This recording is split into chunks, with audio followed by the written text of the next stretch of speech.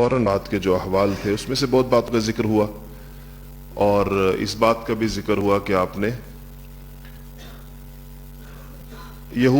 علماء یہود کی آپ کے پاس آمد، آپ کو پہچاننا، اور ان میں سے جن کی طبیعت میں سلامتی تھی، انابت تھی، رجوع اللہ تھا، توفیق تھی، انصاف تھا، ان کا آپ کو پہچاننے کے بعد ایمان لانے میں ذرہ برابر تأمل نہ کرنا، اور جن کی طبیعتوں میں کجی تھی، ٹیڑھ تھا، توفیق نہیں تھی، عناد تھا، ضد تھی، بغض تھا، ان کا پہچان جانے کے باوجود اپنے کفر پر قائم رہنا اور انکار کرنا۔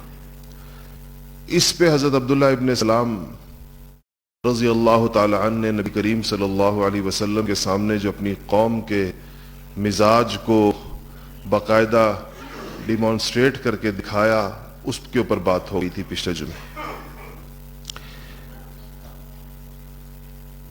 جس طرح یہودیوں نے آپ کو پہچانا، ایسے ہی عیسائیوں نے بھی آپ کو پہچانا تھا، اور عیسائیوں کی پہچان کے واقعات آپ نے بہت شروع سے سن لیے۔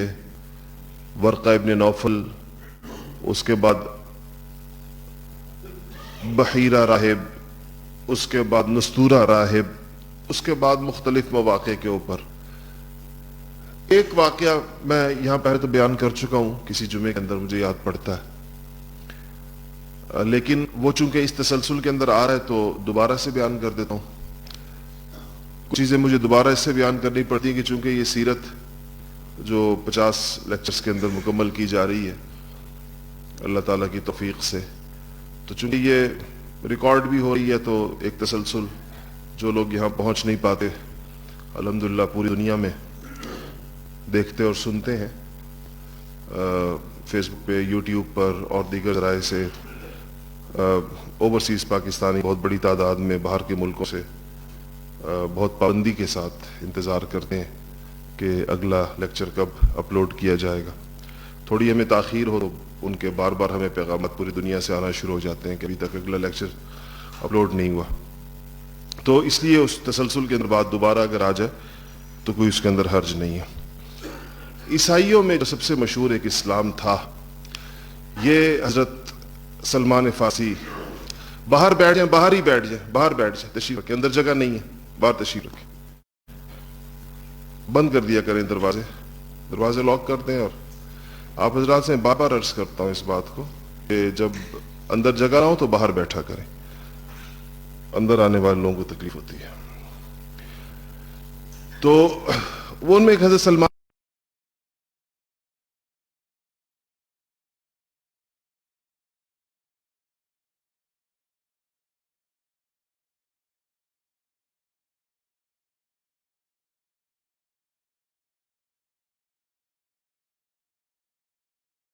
تعالیٰ عنہ کی عمر کے بارے میں اقوال تو بہت سارے ہیں۔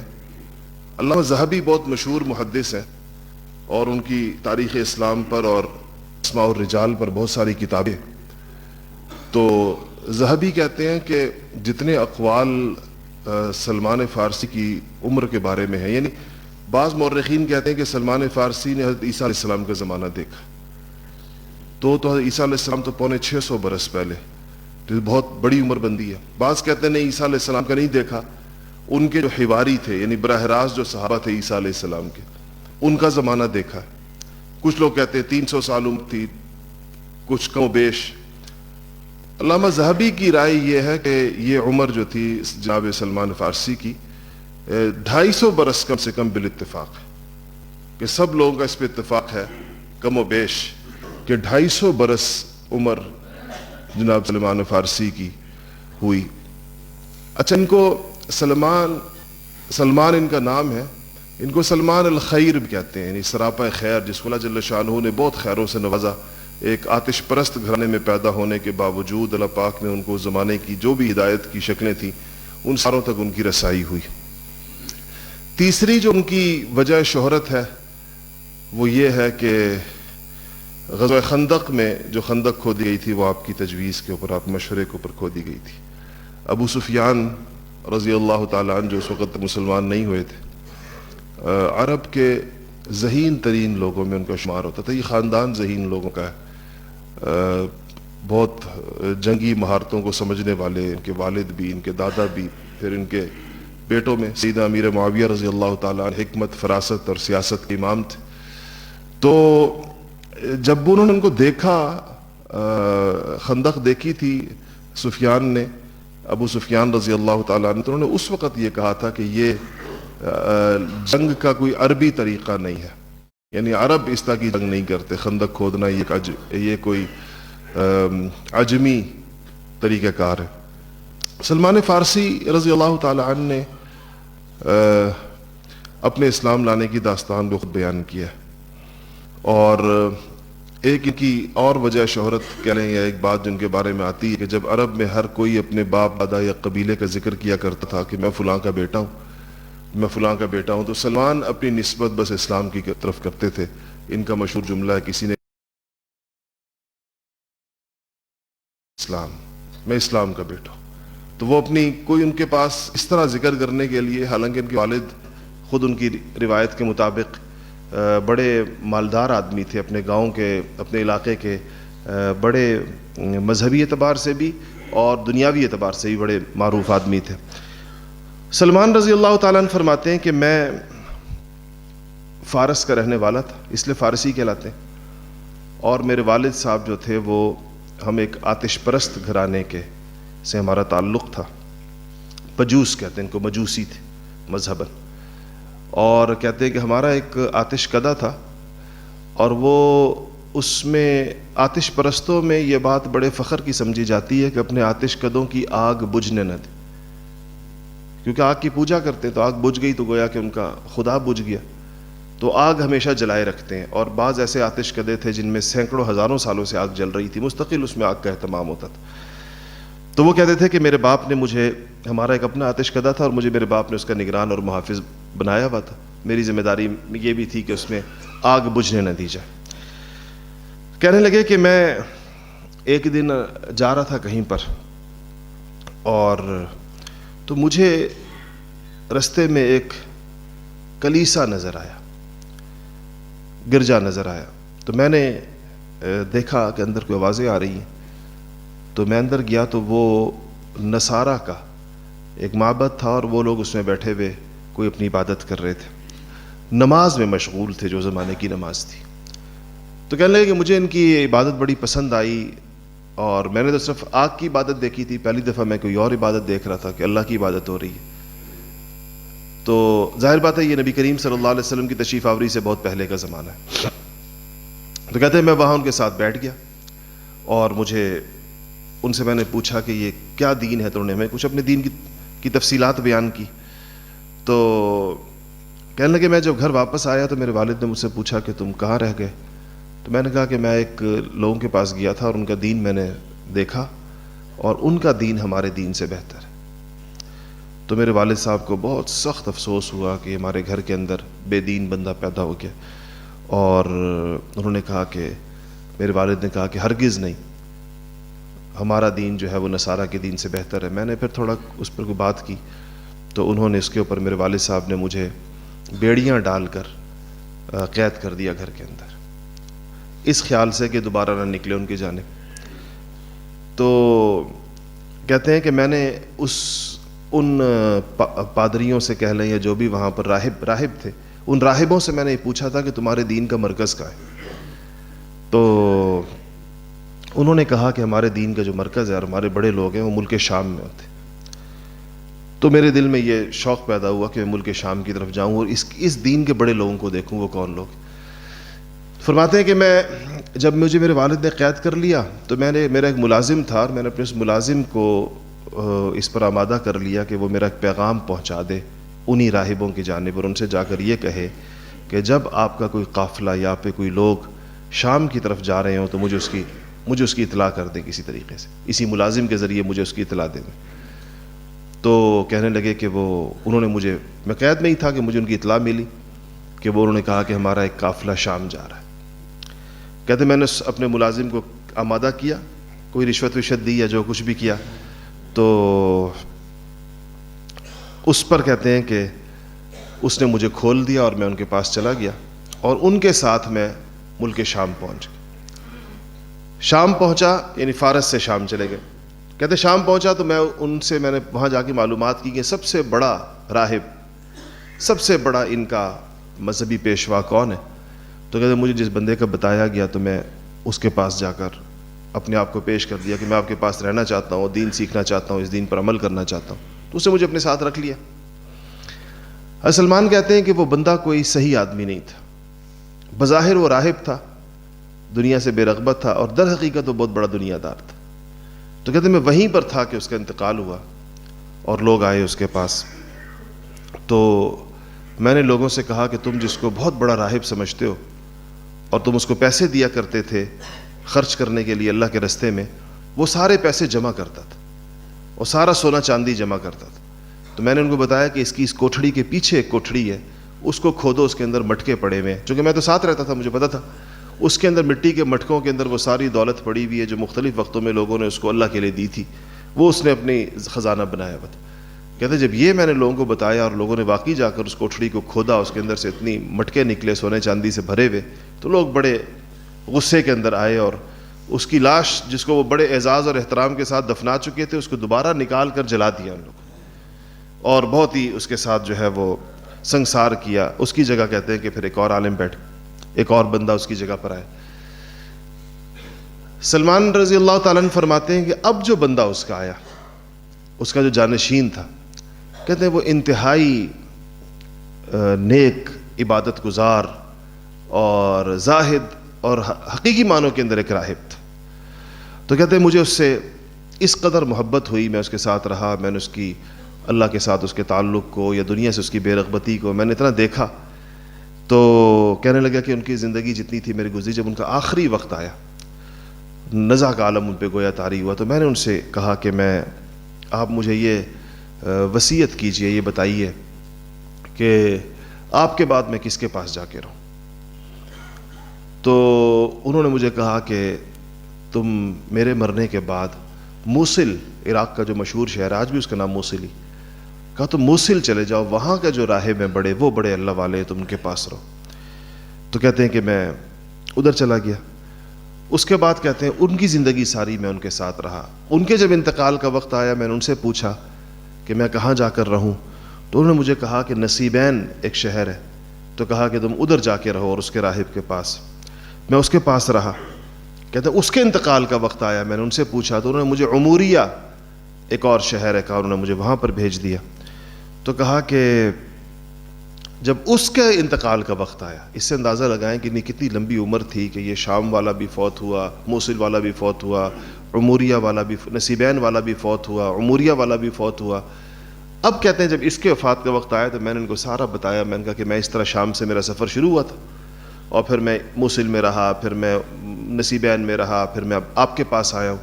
اب آپ بظاہر دنیا سے رخصت ہو رہے ہیں، تو آپ بتائیں کہ میں کس کے پاس جا کر رہوں؟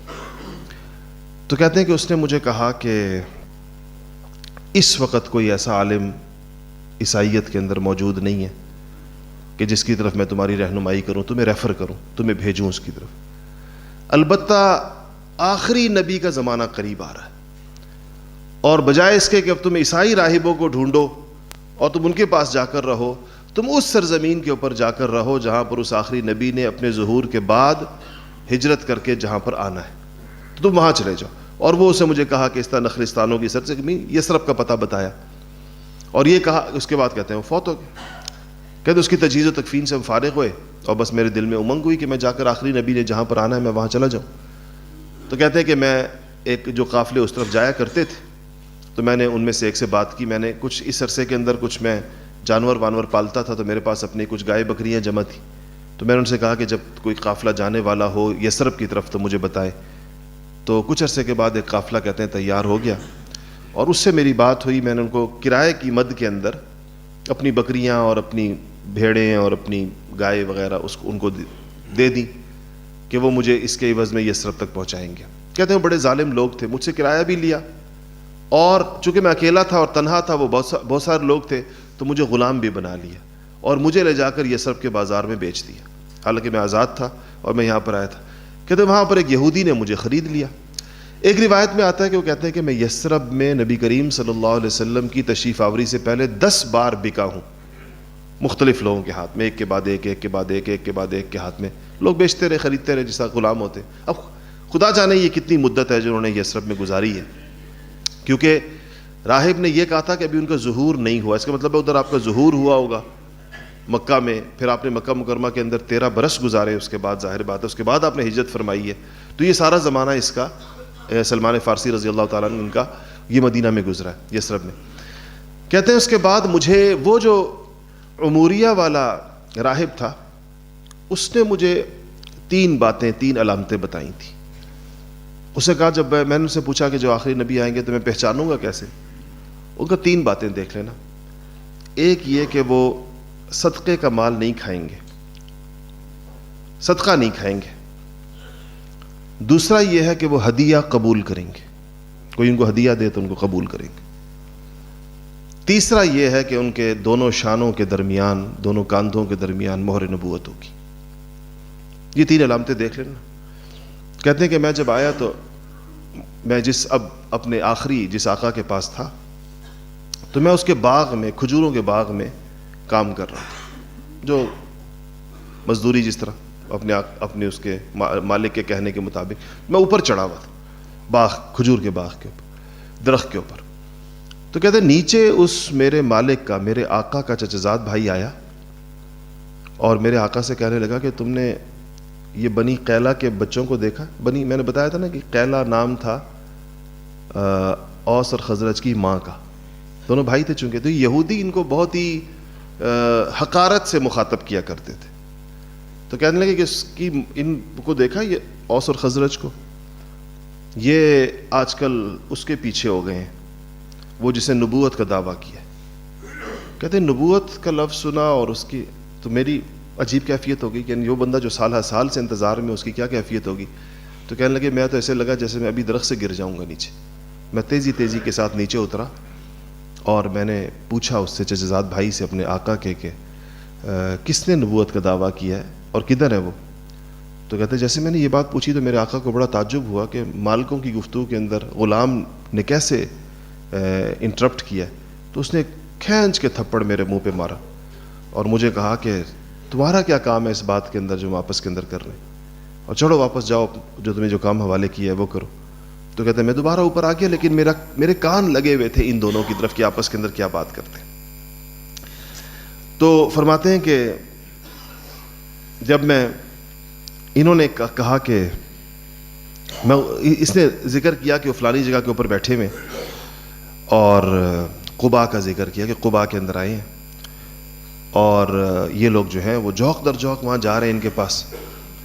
تو حضرت سلمان فرماتے ہیں کہ میں نے اپنے کام سے فارغ ہوا، جب میری چھٹی ہوئی میں سیدھا نکلا آپ کی تلاش کے اندر۔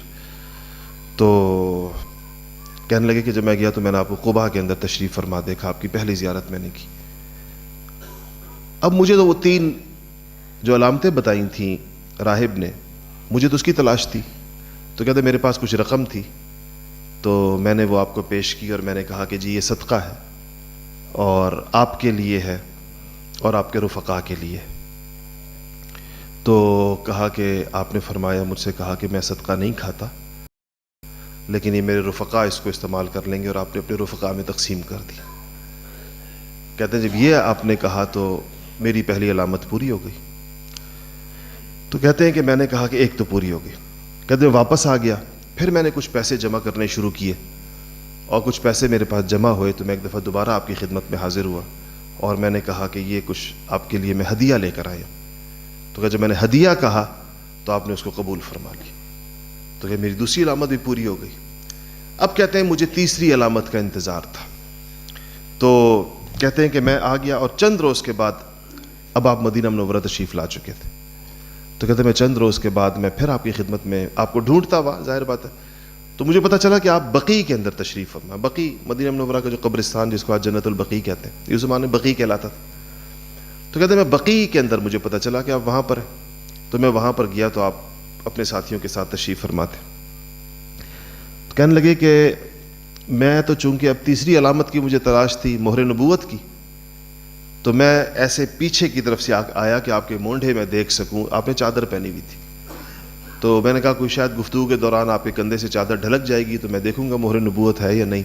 تو کہتے ہیں جیسے ہی میں ادھر بیٹھا اور جیسے میں اس ارادے سے پیچھے کی طرف آیا آپ کے، تو آپ نے اپنی چادر خود ہی نیچے کر دی اس طرح.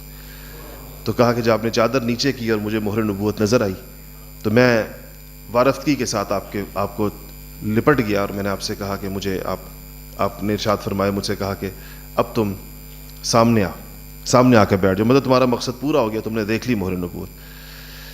تو کہتے ہیں میں اس وقت بہت خوش بھی ہوا اور انتہائی مجھے راحت بھی ہوئی، اور میں نے آپ کے ہاتھ پر اسلام قبول کر لیا. اور میں پھر دوبارہ اپنے آقا، میں تو غلام تھا، اپنے آقا کے پاس چلا گیا. تو کہنے لگے کہ اور اسی وجہ سے سلمان فارسی کہتے ہیں چونکہ میں کسی اور کا غلام تھا اس لیے میں غزوہ بدر میں بھی شریک نہیں ہوا اور میں غزوہ احد میں بھی شریک نہیں ہوا. اور واقعی آپ دیکھیں تو بدر اور احد کے اندر سلمان فارسی کا نام نہیں آتا، حالانکہ اسلام لے آئے تھے. تو کہتے ہیں میں کسی اور کا غلام تھا، ان کے اس کے اوپر تھا، تو نہیں شریک ہو سکا. کہتے ہیں ایک دن مجھے نبی کریم صلی اللہ علیہ وسلم نے مجھے فرمایا کہ سلمان تم اپنے آقا سے کتابت کر لو. کتابت کا مطلب یہ ہوتا ہے کہ اپنے آقا سے یہ معاہدہ کرنا کہ میں اتنا پیسے تمہیں دے دوں گا یا کتنے پیسے تم لوگے کہ مجھے آزاد کر دو. تو جو آقا یہ بات مان جائے اور ایک خاص رقم اس کے اوپر متعین کر دے، اس رقم کو بدل کتابت کہتے ہیں. ایسے غلام کو مکاتب کہتے ہیں اور اس عمل کو کتابت کہتے ہیں. وہ اصل میں چونکہ لکھا جاتا تھا یہ معاہدہ تو کتاب سے لکھت سے یہ کتابت کا لفظ مشہور. تو آپ صلی اللہ علیہ وسلم نے فرمایا کہ سلمان تم اپنے آقا سے کتابت کر لو، مکاتبت کر لو. تو کہا کہ میں نے اپنے آقا سے بات کی تو اس نے مجھے کہا کہ تم مجھے 40 اوقیہ، ایک بڑی مقدار ہے سونے کی، وزن کی، کہا کہ 40 اوقیہ سونا دو گے اور 300 درخت کھجور کے لگاؤ گے اور ان کو پالو گے، بڑا کرو گے، جب ان پر پھل لگ جائے گا تو تم آزاد ہو جاؤ. کہ یہ میری شرط ہے تمہارے ساتھ. 300 درخت لگاؤ گے بھی صحیح، پالو گے، بڑا کرو گے، پہلا پھل جس دن ان پر لگ جائے گا اور 40 اوقیہ سونا تم مجھے دے چکے ہوگے، تم آزاد ہو جاؤ گے. کہتے ہیں میں نے کہا ٹھیک ہے. میں آیا اور آپ صلی اللہ علیہ وسلم کو میں نے کہا رسول اللہ مجھے اس نے یہ کہا ہے. آپ نے کہا ٹھیک ہے. صحابہ سے آپ نے کہا سلمان کی مدد کرو، 300 درخت اکٹھے کرو. تو کہا کہ کسی نے مجھے 10 پودے دے دیے، کسی نے 15 دے دیے، کسی نے 20 دے دیے، اور ان سارے صحابہ نے مجھے 300 درخت اکٹھے کر کے دے دیے. تو کہا کہ مجھے حضور نے فرمایا سلمان جاؤ اب ان 300 درختوں کے لیے گڑھے تیار کرو اور ان میں پودا میں خود آ کے رکھوں گا. تو کہتے ہیں کہ میں نے گڑھے تیار کیے اور جب تیار ہو گئے تو میں آپ کی خدمت میں حاضر ہوا. میں نے کہا رسول اللہ گڑھے تیار ہو گئے. تو آپ میرے ساتھ تشریف لے کر گئے اور کہا کہ آپ نے پودے خود ان گڑھوں کے اندر سارے کے سارے رکھے اور کہنے لگے کہ آپ کے رکھنے کی برکت تھی کہ اسی سال ان پودوں پہ پھل لگ گیا، بجائے سے کہ وہ کئی سالوں کے بعد بڑے ہوتے. کہا کہ اسی سال وہ بڑے ہوئے اور اسی سال ان کے اوپر پھل لگ گیا اور میری شرط پوری ہو گئی میرے اس بندے کے ساتھ جو میں نے طے کیا تھا. پھر کہتے ہیں کہ اب وہ رہ گئے 40 اوقیہ. تو کہنے لگے ایک دن حضور اکرم صلی اللہ علیہ وسلم کی خدمت میں کہیں سے ایک انڈے کے برابر سونے کی کوئی ٹکڑا، سونے کا ایک پیس ایسے انڈے کی شکل کا آیا. تو کہا کہ آپ نے مجھے کہا کہ سلمان کدھر ہے؟ میرا پوچھا سلمان کدھر ہے؟ تو لوگوں نے مجھے بلایا کہ حضور تمہیں یاد کر رہے ہیں. تو آپ نے فرمایا سلمان یہ سونا جا کے دے دو تو یہ تمہارے. تو میں نے کہا کہ یا رسول اللہ تو 40 اوقیہ ہے جو اس کو میں نے دینا ہے، یہ مقدار مجھے بہت کم لگی. تو آپ نے کہا لے تو جاؤ اس کے پاس. کہنے لگے میں ان کے پاس لے گیا اور میں نے کہا پتہ نہیں کتنا ہوگا اور اب کتنا باقی رہ جائے گا. تو میرے آقا نے اس کو تولا تو وہ 40 اوقیہ تھا. سلمان کو اس پہ بھی حیرت تھی کہ یہ 40 کیسے ہو گیا، دیکھنے کے اندر وہ 40 نہیں لگ رہا. تو کہنے لگے کہ یہ دوسری چیز بھی اللہ پاک نے اس کی پوری کر دی اور اس دن سے میں آزاد ہوں. تو یہ سید حضرت سلمان فارسی رضی اللہ تعالیٰ عنہ کا جو اسلام ہے وہ اس طریقے کے ساتھ پھر ساری عمر باقی آپ کی حضور اکرم صلی اللہ علیہ وسلم کے ساتھ گزری، آپ کے بعد بھی زندہ رہے. اسی لیے اس عمر پر علامہ ذہبی کے بقول سلمان فارسی کی 250 سالہ عمر کے اوپر سارے مورخین کا اتفاق ہے کہ 250 سال کی عمر ان کو ضرور ملی ہے. اچھا اس کے بعد یہ تو خیر بیچ کا ایک واقعہ آ گیا. تعمیر مسجد نبوی ہوئی ہے. مسجد نبوی کی تعمیر میں نے کچھ بات آپ کو پہلے ہی بتائی تھی. ایک بات آپ کو یہ بتائی تھی کہ یہ جو جگہ تھی جس پر آج مسجد نبوی کھڑی ہے اس کا جو وہ بالکل آپ چلے جائیں جو ریاض الجنہ اور جو درمیان کی جگہ ہے مسجد نبوی کی، نبی کریم صلی اللہ علیہ وسلم کے زمانے میں بھی اس کی پھر سے ایک توسیع ہوئی ہے، پھر حضرت ابوبکر کے زمانے میں یہ ویسی رہی ہے تو عمر کے زمانے میں توسیع ہوئی ہے، پھر عثمان کے زمانے میں توسیع ہوئی ہے، پھر عمر بن عبدالعزیز کے زمانے میں توسیع ہوئی ہے۔ یہ بات کر رہا ہوں میں وہ درمیان والی پرانی مسجد کی۔ اس کے بعد تو پھر آپ کو پتہ ہے کہ سال بہ سال توسیع ہوتے اس وقت موجودہ مسجد نبوی جو ہے وہ اس زمانے کے مدینہ منورہ سے بھی زیادہ بڑی ہو چکی ہے۔ صرف مسجد پورے شہر سے زیادہ بڑی، اس زمانے کا مدینہ شہر تو نہیں، ایک چھوٹا سا گاؤں تھا۔ آپ صلی اللہ علیہ وسلم نے سب سے پہلے جب وہ گئے تو یہ پتہ چلا آپ کو کہ یہ دو بھائیوں کی زمین ہے اور دونوں یتیم تھے، سہل اور سہیل ان کے نام تھے، اور یہ جگہ جو تھی یہ ان کے کھجور خشک کرنے کی جگہ تھی، میدان سا تھا چھوٹا سا، اور اس کے اندر اپنی کھجوریں خشک کرتے تھے۔ تو آپ صلی اللہ علیہ وسلم نے بلایا ان کو، یتیموں کو، ان کے چچا ساتھ آئے، تو آپ نے کہا کہ یہ زمین ہم ٹکڑا خریدنا چاہتے ہیں، یہ جو زمین ہے مسجد کے لیے۔ تو انہوں نے کہا کہ یہ ہم بغیر معاوضے کے آپ کی خدمت میں پیش کرتے ہیں۔ تو آپ نے قبول نہیں فرمایا، آپ نے سیدنا ابوبکر صدیق رضی اللہ تعالیٰ عنہ سے کہا کہ اس کی قیمت ادا کریں۔ حضرت ابوبکر صدیق رضی اللہ تعالیٰ عنہ نے جو اس کی قیمت انہوں نے کہی ہوگی یا جو بھی طے ہوئی ہوگی، بعض روایتوں کے اندر وہ 10 سونے کے دینار آتی ہے، تو سونے کے دیناروں میں آپ نے اس کو خرید لی۔ یہ پہلی بالکل ابتدائی مسجد تھی۔ اس مسجد کو آپ سوچیں تو یہ بنیاد تھی تمام چیزوں کی۔ آپ کے زمانے کے اندر یہ مسجد ہی مدرسہ بھی تھی، یہی مسجد جو تھی یہ خانقاہ بھی تھی، یہی مسجد جو تھی جہاد کا مرکز بھی تھی، یہی مسجد جو تھی یہ عدالت بھی تھی۔ اس کے علاوہ آپ کا کوئی آفس نہیں تھا، آپ کا کوئی دفتر نہیں تھا، کوئی اور ایسی اجتماعی عمارت نہیں تھی، یہی ایک جگہ تھی جہاں پر سارا کچھ ہوتا تھا، اور تمام دین کے شعبے جو ہیں وہ یہیں سے چلتے تھے۔ جتنے واقعات آتے ہیں، مثلا دیکھیں حدیث شریف میں آتا ہے کہ آپ تشریف لائے مسجد کے اندر، تو اس کے اندر ایک طرف علم کا حلقہ لگا ہوا تھا، ایک طرف ذکر کا حلقہ لگا ہوا تھا، تو دونوں صحابہ بیٹھے تھے۔ اس کا مطلب ہے کہ علم تعلیم ہو رہی تھی، اس میں ایک طرف پڑھانا ہو رہا تھا، ایک طرف ذکر ہو رہا تھا۔ تو آپ نے فرمایا کہ دونوں اچھے کام ہیں، دونوں اچھے کام ہیں جو مسجد میں ہو رہے ہیں، لیکن اپنے بارے میں فرمایا کہ بعثت معلما، مجھے اللہ نے معلم بنا کر بھیجا ہے، اور آپ علم کے حلقے کے اندر تشریف لے گئے کہ جو علم کی چہل پہل۔ اس طرح یہ جیل بھی تھی، جن لوگوں کو جیل ہوتی تھی اس زمانے میں، اسی مسجد کے ستونوں کے ساتھ اس کو باندھ دیا جاتا تھا۔ وہ بندہ یہاں بندہ رہتا تھا، آپ کو بھی آتا جاتا دیکھتا رہتا تھا، اور صحابہ کی عبادتیں بھی دیکھتا رہتا تھا، اور اس کے نتیجے میں وہ مسلمان بھی ہو جاتا تھا۔ اسی مسجد میں اصحاب صفا بھی رہتے تھے، اور وہ ان کی تعداد بڑھتی رہتی تھی، کبھی وہ 50 ہوتے تھے، کبھی 80 ہوتے تھے، کبھی 100، کبھی 150 ہو جاتے تھے۔ مسجد انتہائی سادہ بنائی گئی تھی، دیواریں اس کی مٹی کی تھی، کچی اینٹوں کی، چھت کے اوپر کھجور کے شاخیں اور کھجور کے تنے ڈالے گئے تھے، اور اس کے ساتھ ہی دائیں آپ کے اگر آپ کا رخ مسجد کے اس کی طرف، اچھا یہ بات بھی آپ کے ذہن میں رہے کہ قبلہ جو تھا وہ قبلہ اول تھا، تو مسجد اسی قبلے کے رخ کے اوپر بنائی گئی تھی، کیونکہ اس وقت تک کبھی قبلے کی تحویل کا قبلے کا حکم نہیں آیا تھا، وہ 17-18 مہینے کے بعد آیا تھا، تو اس کے مطابق مسجد کو بنایا گیا تھا۔ پھر اس کے ساتھ 2 حجرے بنائے گئے، ایک حضرت سودا جن کے ساتھ خدیجہ کی وفات کے بعد آپ نے سب سے پہلے نکاح فرمایا، اور ایک حجرہ حضرت عائشہ رضی اللہ تعالیٰ عنہ کا، اور پھر باقی، اور یہ حجرے بنانے کے بعد آہستہ آہستہ ازواج مطہرات آپ کی زندگی میں تشریف لاتی رہیں، اور یہ حجرے اس کے بعد جو ہیں وہ بڑھتے چلے گئے۔ اچھا یہ کہتے ہیں کہ جب مسجد ایسی سادی تھی کہ جب بارش ہوتی تھی تو پانی اس کے اندر آتا تھا، حالانکہ اس کے چھت کو گارے کا لیپ بھی دیا گیا تھا۔ بعض حضرات یہ کہتے ہیں کہ یہ 100 گز لمبی تھی اور 100 گز چوڑی تھی، اور 3 ہاتھ 3 گز گہری اس کی جو ہے وہ بنیادیں کھودی گئی تھیں۔ 3 دروازے اس کے اندر شروع کے اندر رکھے گئے تھے مسجد کے اندر، ایک دروازہ اس اعتبار سے مغرب کی طرف جس کو اب باب الرحمہ کہتے ہیں، آپ نے دیکھا ہوگا باب الرحمہ، اور ایک وہ دروازہ جس سے آپ تشریف لاتے اور لے جاتے تھے، جس کو اب بھی یہی نام ہے اس کے، باب جبرائیل جس کو کہتے ہیں، اور ایک دروازہ اس طرف رکھا گیا تھا جس طرف قبلے کی دیوار ہے، تو وہاں تو قبلہ تو نہیں تھا اس وقت، اب بھی وہاں دروازہ ہے، ائمہ جس سے آتے ہیں، ائمہ حرم جو ہے داخل ہوتے ہیں، یہ دروازہ تو بعد میں بنایا گیا اور تھوڑا آگے بھی کر کے بنایا گیا، لیکن یہاں پر چونکہ رخ قبلے کا یہ نہیں تھا، ایک دروازہ یہاں سے، یہ 3 دروازے شروع کے اندر اس مسجد کے اندر رکھے گئے تھے۔ اچھا اس کے بعد جو ہے یہ سن 7 ہجری کے اندر اس مسجد کی دوبارہ آپ صلی اللہ علیہ وسلم کی حیات مبارکہ ہی میں توسیع ہوئی ہے، مسجد نبوی کی.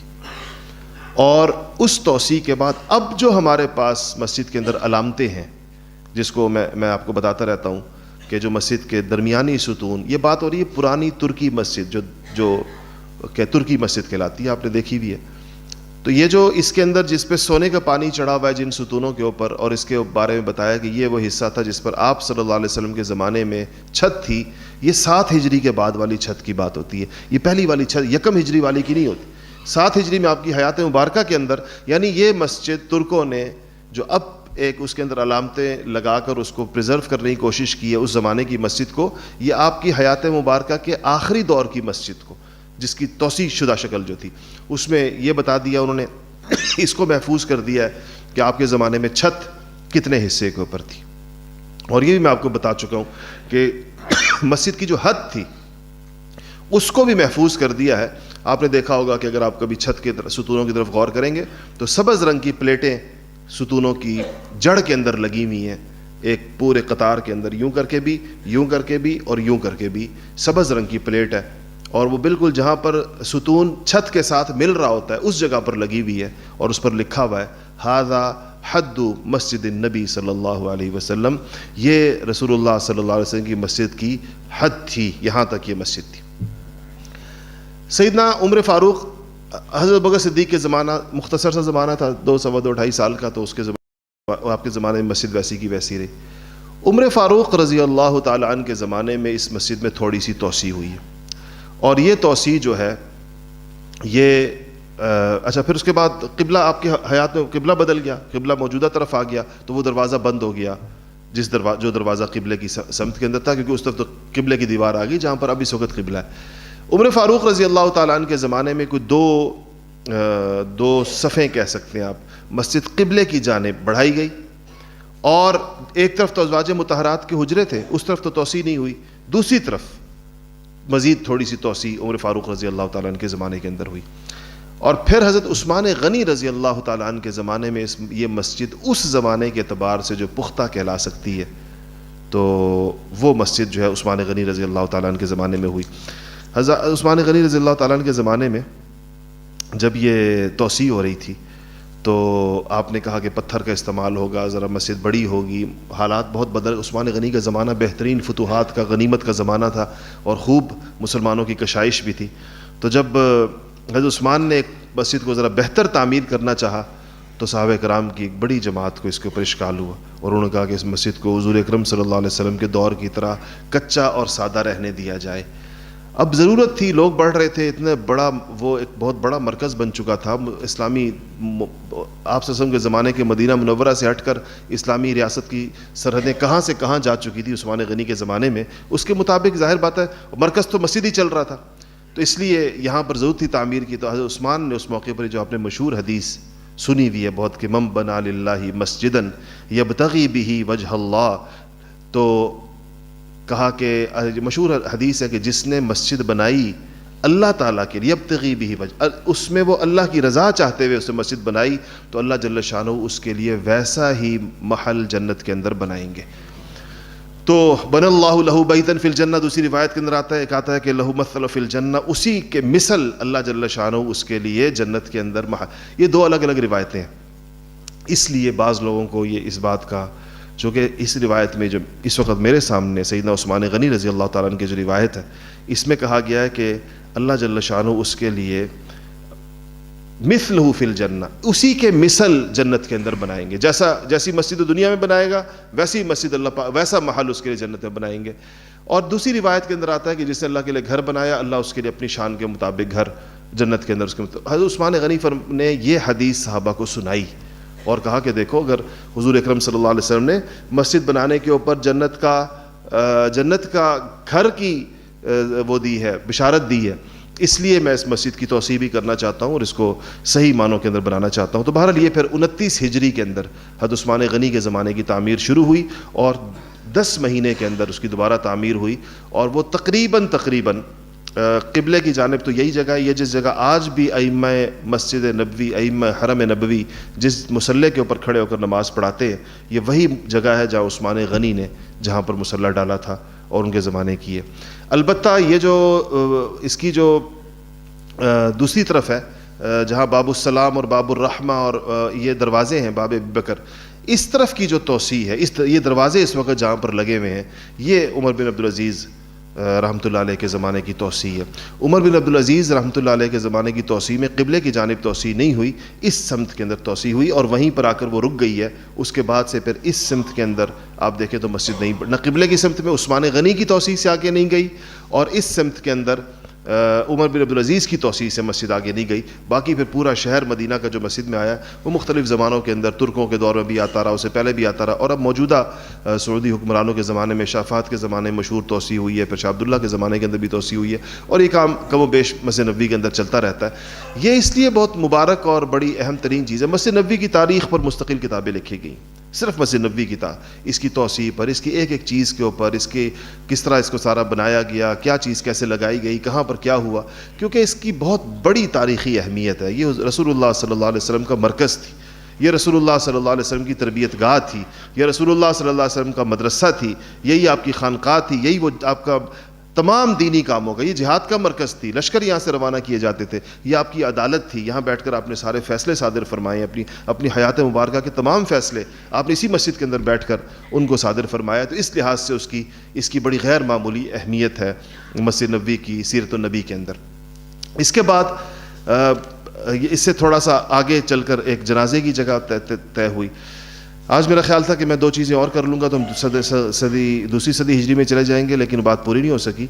دو باتیں کم سے کم اس کے ساتھ یکم ہجری کی میں آپ کو اور بتانا چاہتا ہوں۔ ایک جو ہے وہ کہ مواخات کا مطلب ہوتا ہے بھائی بنانا۔ مواخات 2 دفعہ ہوئی ہے، اور ایک جاتے ہی ہوئی ہے، ایک 5-6 مہینے کے بعد ہوئی ہے۔ اس میں آپ نے ایک انصاری کو ایک مہاجر کا بھی بھائی بنایا، بعض کے اندر مہاجر کو مہاجر کا بھائی بھی بنایا۔ یہ مواخات میں ضروری نہیں کہ ہر طرف سے انصاری اور مہاجر تھا، مہاجر کا بھائی بھی بنایا، اور صحابہ کو اس طرح ایک دوسرے کے ذمے لگایا کہ آپ اپنے اپنے بھائی کو، ہر بندہ اس کو اپنا بھائی سمجھ کر اس کی، یوں کہیں کہ اس کی کفالت کرے۔ دیکھیں یہ جو نظام ہے، اس سے پتہ چلتا ہے کہ مسلمانوں کے درمیان اخوت کا رشتہ، اسی سے لفظ اخوت اور مواخات اور اخی اور اخ جس کو بھائی عربی کے اندر کہتے ہیں، تو یہ بھائی بندی کے رشتے قائم کیے، ایک بندہ دوسرے بندے کو سنبھالے، ایک بندہ دوسرے بندے کو کھڑا کرے معاشرے کے اندر۔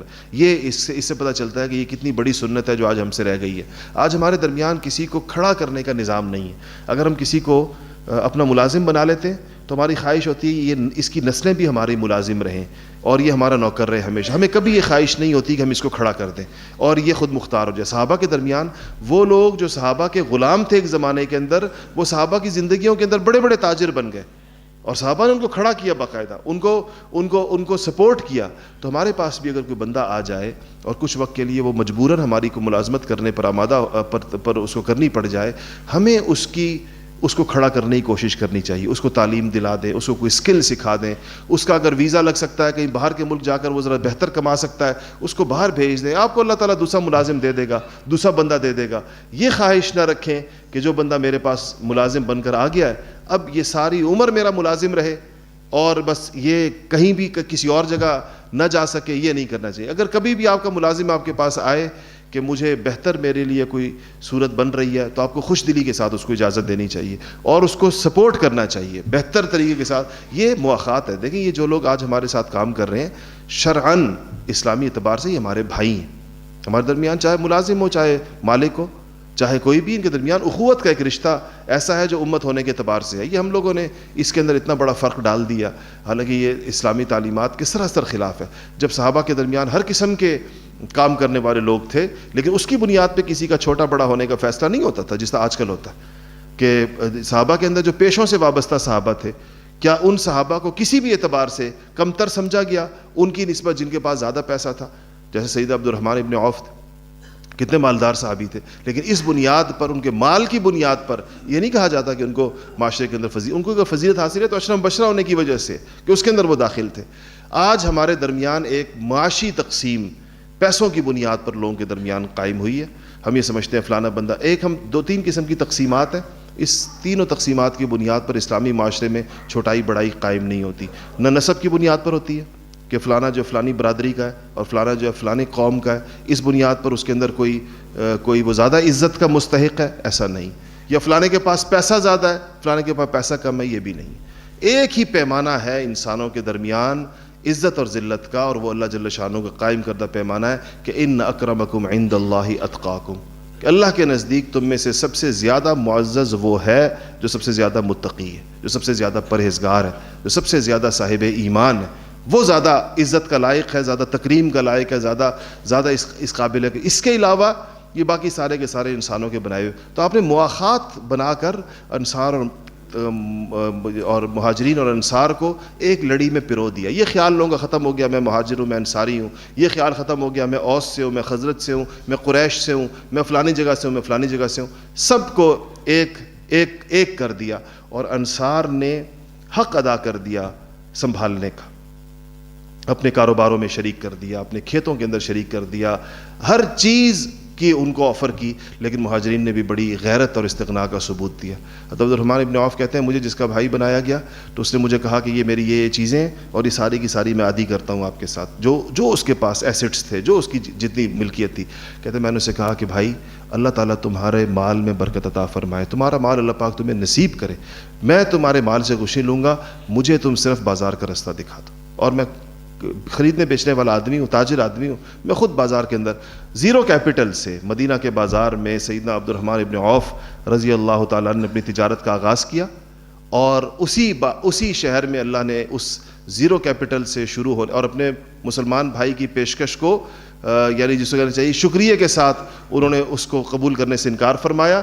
اور اس کے باوجود جو ہے وہ جب وہ وہاں پہنچا اور وہ دن بھی ان کی زندگی کے اندر آیا کہ ان کا مال جب مدینہ منورہ کے اندر داخل ہوتا تھا. جی بعد میں دیا کرے سبق بیان کے دوران نہ کوئی پرچی آخر میں دیا نہیں پرچیاں بعد میں دیا کریں. سارا بیان آپ ڈسٹرب کر رہے ہیں پرچی دینے کے لیے، کسی اور کو دے دیا کرے، پرچی آگے آ جائے کرے گی اس طریقے. تو اور ان کا زندگی کے اندر وہ دور بھی آیا کہ ان کا جب تجارتی قافلہ مدینہ منورہ کے اندر داخل ہوا تو صحابہ اما عائشہ کے پاس بیٹھے تھے. کہتے ہیں کہ مدینہ کی زمین ہل گئی قافلوں کی، اونٹوں کے ایک اتنے بڑے قافلے کی مدینہ میں داخل ہونے کے اوپر. تو کسی نے کہا کہ شاید زلزلہ آیا ہے. تو کہا کہ اٹھ کے کہا کہ دیکھو کیا ہوا ہے، زلزلہ آیا ہے. تو کہا نہیں جی عبدالرحمن ابن عوف کا تجارتی قافلہ مدینہ میں داخل ہوا، اور یہ اس کی تو اللہ جل شانہ ان کو اس حد تک اس کے بعد رقیہ، یہ اس مواخات کی برکت تھی. اور اس مواخات کے اندر ایک دوسرے کو سنبھالنے سے معاشرے میں ایسے اللہ جل شانہ ہر شخص کو اس قدر اوپر لے کر گئے. آج اسلامی معاشرے میں اس کی بہت زیادہ ضرورت ہے کہ مواخات کے رشتے قائم کیے جائیں. کمزوروں کے ساتھ، لاچاروں کے ساتھ، غریبوں کے ساتھ، بے بس لوگوں کے ساتھ معاشرہ اجتماعی طور پر بھی اور لوگ انفرادی طور پر بھی ایسے ان کے ساتھ ایک تعاون کا مزاج بنائیں کہ ان کو اس بحران سے اور اس کرائسس سے ان کو نکالے. ایک تھوڑا سا وقت ہوتا ہے، اسے کسی انسان کو نکال دیا جائے، اللہ جل شانہ اس کے بعد اس کے لیے بھی راہیں کھول دیتے ہیں. اور جو نکالنے والا ہے، اس کی فکر کرنے والا ہے، اس کو اس سے بھی زیادہ اللہ جل شانہ اس کی راہیں کشادہ فرماتے ہیں. اللہ عمل کی توفیق نصیب فرمائے.